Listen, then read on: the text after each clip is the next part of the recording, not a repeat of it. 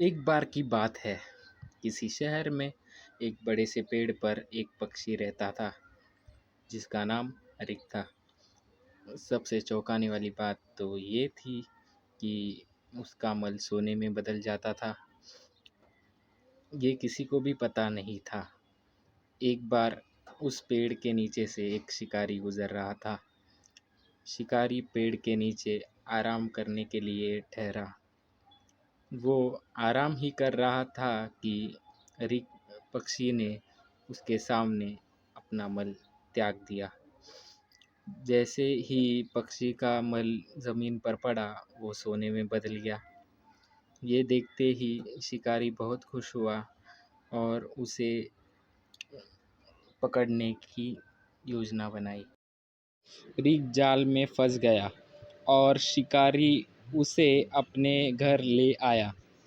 पिंजरे में बंधा रिक को देख शिकारी को चिंता सताने लगी कि अगर राजा को इस बारे में पता चलेगा तो वो ना सिर्फ रिक को दरबार में पेश करेगा और मुझे भी सजा दे देगा। ये चिंता के कारण शिकारी खुद ही रिक को राजा के दरबार में पेश करता है और राजा को सारी बातें बताता है। राजा ने आदेश दिया कि रिक को सावधानी से रखा जाए और उसे अच्छे से खाना खिलाया जाए।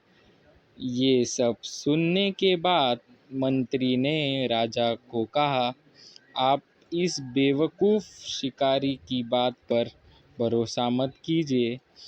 कभी ऐसा होता है क्या कि कोई पक्षी सोने का मल त्याग करे?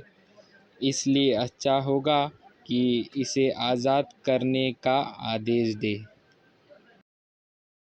मंत्री की बात सुनकर राजा ने चिड़िया को आज़ाद करने का आदेश दिया। रिक उड़ते उड़ते राजा के दरवाजे पर सोने का मल त्याग करके गया। यह देखते ही राजा ने मंत्रियों को रिक को पकड़ने का आदेश दिया, लेकिन तब तक वो पक्षी उड़ चुका था। उड़ते उड़ते रिक ने कहा गया, मैं बेवकूफ़ था जो शिकारी के सामने मल त्याग किया।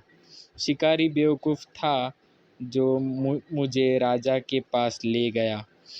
राजा बेवकूफ़ था जो मंत्री की बातों में आ गया। सभी बेवकूफ़ एक ही जगह।